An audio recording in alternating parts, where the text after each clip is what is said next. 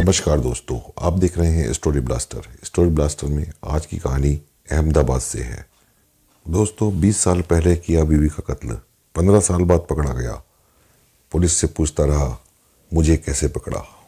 दोस्तों, कहानी शुरू करने से पहले मेरी एक छोटी सी रिक्वेस्ट है आप सभी दोस्तों से, मेरे चैनल को सब्सक्राइब करें और नोटिफिकेशन बेल दबाकर नोटिफिकेशन ऑन करें ताकि आने वाली कहानियाँ आपको शीघ्र मिल सकें।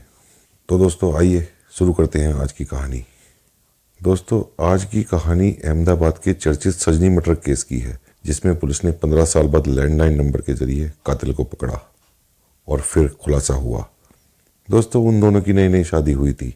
वो बहुत खूबसूरत जोड़ी थी।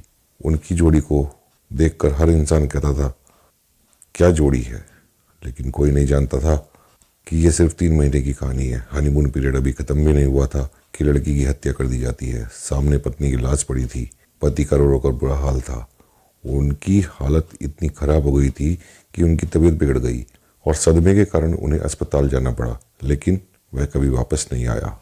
ये कहानी 21 साल पुरानी है। दोस्तों, साल 2003 में केरल की रहने वाली सजनी नायर की शादी तरुण जिनराज से हुई थी।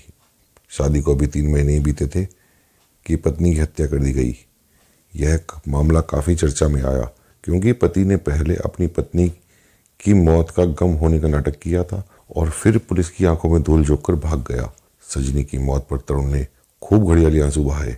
उसने एंजाइटी का अटैक का नाटक भी किया, लेकिन यह उसके बचने का तरीका था। सजनी की मौत के अगले ही दिन तरुण फरार हो गया। अब यह साफ हो गया था कि हत्या तरुण ने ही की है। गला दबाकर ली गई सजनी की जान, लेकिन कातिल कैसे पकड़ा जाए। पुलिस कई दिनों तक सजनी के पति की तलाश करती रही, लेकिन उसका कोई पता नहीं चला। वह गायब हो गया था। धीरे धीरे उसकी तलाश बंद हो गई। इधर तरुण ने अपनी नई जिंदगी की शुरुआत कर ली थी। पुलिस ने हर जगह और दूसरे राज्यों में भी तलाश की, लेकिन कुछ नहीं पता चला। 3 साल बाद पुलिस ने तरुण की तलाश करनी बंद कर दी, लेकिन सजनी हत्याकांड केस नहीं बंद हुआ था। अब सजनी का परिवार मामले के सिलसिले में तत्कालिक सीएम नरेंद्र मोदी से मिला, तो 2006 में सीएम कार्यालय से पुलिस विभाग की जांच के लिए संदेश भेजा गया। तब तरुण पर 1 लाख रुपए का इनाम भी घोषित किया गया था। इसी क्रम में पुलिस की मुलाकात तरुण की प्रेमिका से भी हुई, जिसने बताया 16 फरवरी को तरुण ने फोन कर शादी के लिए कहा था, लेकिन मैंने हत्यारे से शादी करने से इनकार कर दिया था। तरुण जिनराज ने बेंगलोर में दूसरी शादी कर ली थी और उसके 2 बच्चे हैं। पत्नी की हत्या के बावजूद वह पूरी ऐशो आराम की जिंदगी जी रहा था। वह अपनी पत्नी और बच्चों के साथ विदेश भी गया। उसने अपना नाम विजय रख लिया था। वह एक कंपनी में सीनियर मैनेजर के पद पर बड़े आराम से काम भी कर रहा था।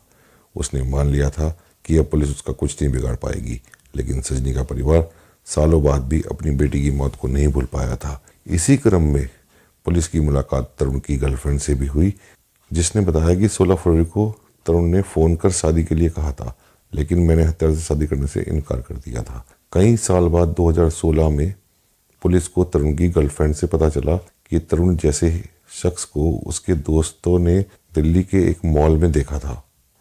इस बीच पुलिस ने दोबारा उसके करीबियों की कॉल डिटेल निकाली, तो पता चला कि बेंगलुरु के एक कॉल सेंटर के लैंडलाइन से तरुण की मां को फोन आया था। जब इस नंबर की जानकारी निकाली गई तो पता चला यह कॉल किसी परवीन भटेले ने की थी। पुलिस को शक हुआ तो परवीन भटेले के बारे में जानकारी जुटाई गई। जांच के दौरान क्राइम ब्रांच को पता चला कि परवीन भटेले कोई और नहीं बल्कि तरुण है। हैरान करने वाली बात यह है कि तरुण ने बेंगलुरु में दूसरी शादी भी की थी और उनके 2 बच्चे भी थे। परवीन भटेले, जिसकी पहचान तरुण ने चुराई थी, तरुण का पुराना दोस्त था। इन सारी जानकारी के बाद तरुण को गिरफ्तार कर लिया गया। कोर्ट ने तरुण को सजा सुनाई और उसे साबरमती जेल में बंद कर दिया गया।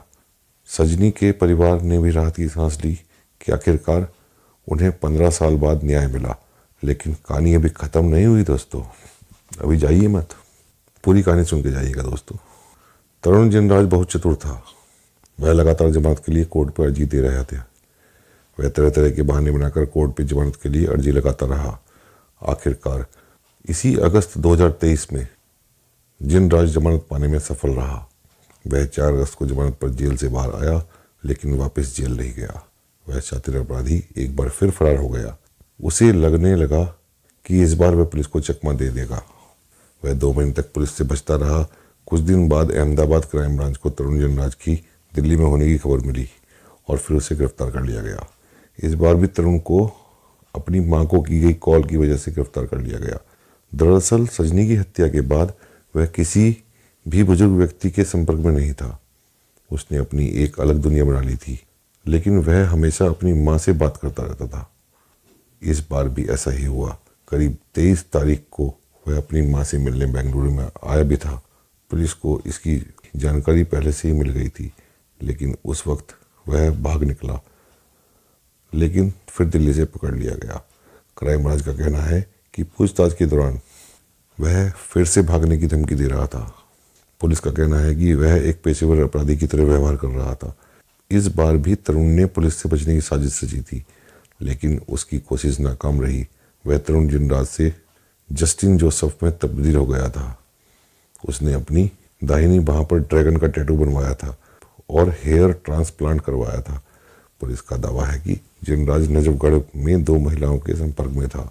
तरुण ने नवंबर 2003 में अहमदाबाद के एक बैंक में काम करने वाली सजनी नायर से शादी की, लेकिन शादी के बाद भी वह किसी अन्य लड़की के साथ रिश्ते में था। वैलेंटाइन डे के मौके पर पत्नी की हत्या करने से पहले उसने सजनी से संबंध बनाए थे और फिर उसकी हत्या कर दी। तरुण का पहले से ही एक लड़की से अफेयर चल रहा था। तरुण ने हत्या के बाद गर्लफ्रेंड को शादी का ऑफर दिया। इसी वजह से उसने अपनी पत्नी की हत्या की। फिर कोई और वजह थी। इस कहानी में कातिल तो पकड़ा गया, लेकिन हत्या की वजह अभी तक सामने नहीं आई। तो दोस्तों, ये थी कहानी तरुण जिनराज की, जिसने